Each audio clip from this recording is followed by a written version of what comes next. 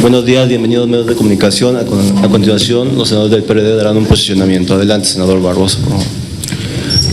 Buenos días. Buenos días.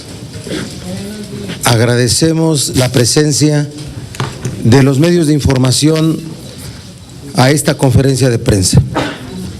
Esta conferencia de prensa la brinda el grupo parlamentario del PRD acá en el Senado de la República, acompañado de diputados y diputadas del PRD. Bienvenidas, compañeras, compañeros. El propósito de esta conferencia de prensa es fijar una posición política. Observamos que hay diversos hechos que nos pueden llevar a una especulación de que la decisión de usar la fuerza pública para reprimir a los maestros de la CENTE pudiera haber sido ya tomada. Hay muchos acontecimientos de los cuales puede desprenderse esta especulación. Ante esa circunstancia, es necesario que las legisladoras, los legisladores del PRD, fijemos una posición política rechazando el posible uso de la fuerza. Hemos dicho que el México moderno no podría transitar después de una tragedia por el uso de la fuerza. Especular que solamente habría un desalojo es no medir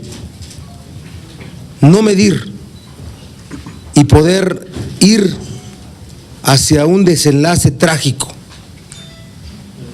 Así es que el México moderno no podría transitar después de una tragedia de ese tamaño. Tampoco podría transitar el México moderno si hubiera una abrogación por presiones a una reforma constitucional, a un producto legislativo aprobado con las formalidades que establece el proceso legislativo. Por eso nosotros seguimos proponiendo como única salida el diálogo político a este asunto. Si me permiten, voy a dar lectura al posicionamiento que hacemos legisladoras y legisladores del PRD, senadoras, senadores, diputadas, diputados. Intitulamos nuestro posicionamiento así: el uso de la fuerza es el fracaso de la política. ¿Por qué estamos en contra de una salida violenta al conflicto magisterial? México vive días de peligro. Una conducción descuidada de las leyes reglamentarias de la educación ha generado un enfrentamiento social. La prisa por imponer la Ley General del Servicio Profesional Docente violentó los procedimientos legislativos y dejó fuera de la consulta y negociación a los maestros. Al cerrarse los cauces institucionales, se radicalizó la protesta de la coordinadora. Las iniciativas de diálogo que nosotros propusimos entre la coordinadora y los legisladores se han dificultado en la medida en que los representantes del PRI carecen de márgenes de negociación. La única manera de destrabar el enfrentamiento es que el presidente de la República abra un espacio real de negociación y que los secretarios responsables de Gobernación y Educación Pública conduzcan con la voluntad política de resolver el conflicto. La falta de diálogo real y sincero a lo único que puede conducir es a la radicalización de las posiciones y alimentar un clima de opinión aún más dividido, en el que cada una de las partes busca la derrota, la casi aniquilación del adversario. Parecería que deliberadamente se contribuye a crear un ambiente de intolerancia y exclusión que facilite el uso de la fuerza pública para terminar con las movilizaciones magisteriales. Con gran irresponsabilidad se alimenta el encono, casi el odio social, sin prever lo que vendrá después.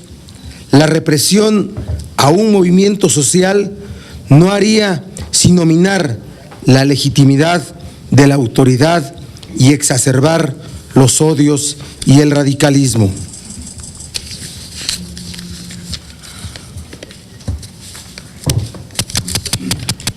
Gobierno y coordinadora tienen la responsabilidad de frenar el uso de la violencia y abonar a una solución democrática y civilizada. La autoridad tiene una responsabilidad aún mayor, porque en sus manos están los instrumentos de coerción y la influencia sobre los medios masivos de comunicación.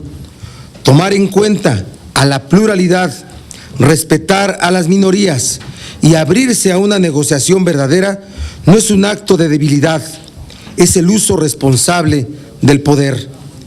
Es una situación económica restrictiva ante disputas políticas mayores sobre el petróleo y los impuestos. Con un calendario apremiante, el gobierno haría bien en ser cauteloso y prudente. Debería abrir de par en par las puertas del diálogo, tomar decisiones que ayuden a reducir la desconfianza y utilizar su influencia en los medios con un propósito deliberado de desmontar el clima de confrontación y exclusión que hoy prevalece.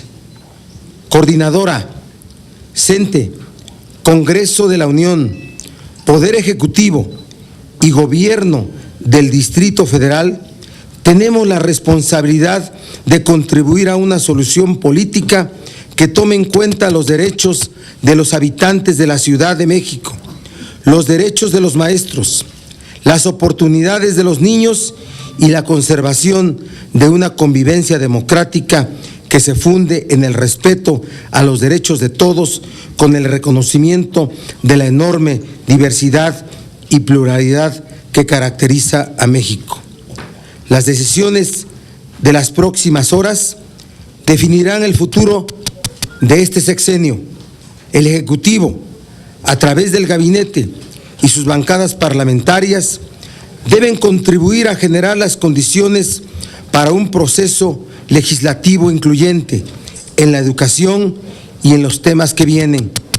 Construyamos entre todos una mejor ley y optemos por un método democrático para resolver nuestras diferencias. De eso no nos vamos a arrepentir. Ese es el posicionamiento que hacemos, que ponemos a consideración de ustedes. Y algo más, las legisladoras y legisladores del PRD, senadoras, senadores, diputadas y diputados, acompañaremos al ingeniero Cuauhtémoc Cárdenas en la marcha que se llevará a cabo el día de mañana a las 12 del día del Ángel al Zócalo. Estaremos presentes porque es la presencia de las fuerzas progresistas del país que se manifiestan de manera pacífica, que se manifiestan sin el propósito de obstruir la vida social, con el único propósito de expresar nuestra posición frente a los hechos que están ocurriendo.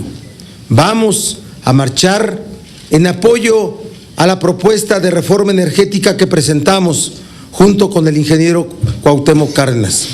Vamos a marchar en defensa del petróleo en México y vamos a marchar para que la salida política, democrática y con diálogo sea la única forma de encontrar la solución de los asuntos que se ven presentes en esta coyuntura tan complicada.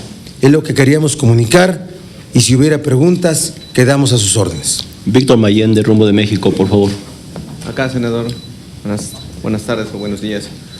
¿De dónde fundamenta esta hipótesis de que el gobierno federal está listo para iniciar la represión de los mentores de la Coordinadora Nacional de Trabajadores de la Educación? ¿Sobre qué supuestos o sobre qué bases? He mencionado que es una especulación a la que se puede llegar a partir de diferentes hechos y decisiones. La cancelación del acto que sobre el informe se iba a llevar a cabo en el Campo Marte y que se hizo diferimiento para el día lunes. La propia cancelación de los partidos de fútbol de fin de semana, la presencia de fuerzas policíacas alrededor de los recintos parlamentarios, la especulación sobre la decisión fracasada que lo celebramos sobre un periodo extraordinario que habría podido llevarse a cabo el día de hoy, la inflexibilidad de las posiciones en las mesas de diálogo, la presencia en ellas de legisladores que no van investidos con ninguna facultad para negociar, el diferimiento de una solución, la ruta, el calendario de fechas muy emblemáticas que tienen que ser desahogadas, como 1 de septiembre, la postergación de la decisión de llevar a cabo, repito, no es la postergación, el apresuramiento de que la ley de servicio profesional docente sin diálogo pudiera intentar resolverse el propio domingo en la noche o el lunes, ¿sí? Y un conjunto de cosas nos han llevado a la especulación de que apunta a que la solución que se está viendo desde el lado del gobierno federal es el uso de la fuerza, y por eso es conveniente fijar una posición como la que hemos hecho. Rosalena, por favor, de Uno TV. Hola, buenos días. Preguntar sobre qué opinión les merece quiénes estarían detrás del financiamiento de estos movimientos. Se ha hablado mucho al respecto, pero ¿qué opinión tienen ustedes al respecto? O así como especularon de que hay un posible uso de la fuerza, también, ¿quién está detrás del movimiento? Bueno, cuando se presentan las campañas para alentar el encono y los odios sociales, siempre se recurre, pues a la amenaza de la conjura. En septiembre de 1968, Díaz Ordaz en su informe decía que habían llegado al límite de la tolerancia y alentaron desde entonces la idea de que detrás del movimiento estudiantil del 68 había una conjura internacional que se había elaborado en Praga, en Checoslovaquia y en otros lugares. Y siempre que hay una movilización social de inconformidad, se quieren presentar pues hay elementos extraños, ajenos al país detrás de los movimientos. Yo creo que los maestros tienen plena capacidad de organización para financiar sus propias movilizaciones. Y si hubiera alguien detrás de ese financiamiento, es evidente que el gobierno federal ya lo sabría. Lo hubieran denunciado, no estarían haciendo la especulación. Y yo creo que hay que reconocer que pues, a veces no se requieren muchos recursos para movilizaciones de esta naturaleza, sino que se requiere es inteligencia para poder resolver los problemas que se generan. Va a dar también su opinión en esta pregunta el senador Fidel de Méndez. Decirles, compañeros de la prensa, que como miembro de la coordinadora en su tiempo, los profesores, cuando nos movilizamos, por ejemplo en 1989, para tumbar a Carlos Longitud Barrios, para derrotar el tope salarial que se nos impuso en ese entonces del 16%, revisamos las causas si son justas o injustas. Y entonces, con nuestros propios recursos, con nuestro sueldo, financiamos la posibilidad de que México no entre en rutas en donde pudiera perjudicarse a los infantes de este país y a la clase trabajadora. Dos causas animan hoy al movimiento magisterial. Una, la defensa de la educación pública de este país, y la otra, la defensa de sus derechos laborales. Por supuesto que los maestros saben que si pasa la Ley General de Educación, entonces las conquistas laborales estarán derogadas y es preferible poner el sueldo de 15 días, de un mes, de 2 meses, a tener cancelada la posibilidad de tener ingreso los próximos años por esta ley. Con conocimiento de causa lo digo y lo sostengo. El movimiento magisterial está sostenido por los propios profesores. A mí no me cabe la menor duda porque participamos en muchos movimientos magisteriales. Nuestra última pregunta de Ana Paola Lara, de MBS.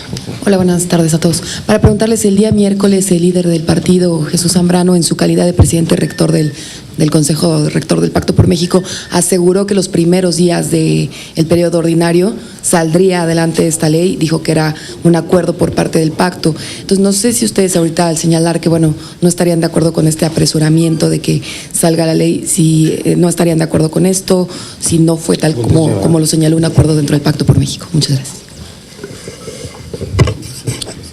Nosotros no vamos a controvertir con nuestra dirección política. Estamos fijando una posición del grupo parlamentario y de diputadas y diputados. Y vamos a observar qué ocurre en la Cámara de Diputados. Somos promotores del diálogo. Hay que tener presente que el día jueves nosotros fuimos los que planteamos esto del diálogo político y que a partir de ello ocurrieron muchas cosas. ¿Sí? El jueves de la semana pasada, ¿sí? Que planteamos por escrito, le solicitamos a la Junta de Coordinación Política del Senado llevar a cabo una reunión con maestros. El gobierno del Distrito Federal también abrió un espacio de diálogo en el ayuntamiento. Hemos estado nosotros en ese espacio participando. Gobernación tuvo que llevar a cabo una mesa el día viernes y a partir de eso se han desarrollado desde el día lunes diversas reuniones que nosotros hemos estado impulsando a través, con la presencia de senadoras, senadores, diputadas, diputados. Aquí están los senadores que nos han representado en esas mesas: Raúl Morón, Fidel de Médicis, Mario Delgado, no está ahorita, pero ha estado presente en las mesas. Y por eso nosotros creemos que es la única salida. Si el martes hubiera una negociación real, el producto de una negociación real puede ser ese día o puede ser antes, pero que no se imponga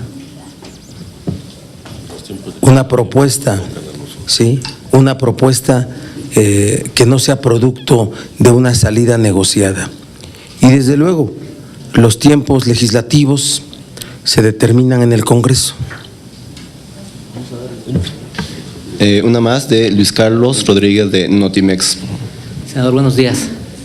Para preguntarle cuál es su opinión sobre lo que comentó ayer el presidente de la CNDH, de que se investigan las omisiones del gobierno capitalino para salvaguardar los derechos de los ciudadanos. ¿Cuál es la postura del partido o de la bancada en este caso? Las comisiones de derechos humanos, de oficio o a petición de parte, investigan posibles violaciones a los mismos, ¿sí? Y claro que han sido violados derechos humanos de convivencia, de tránsito para los habitantes del Distrito Federal.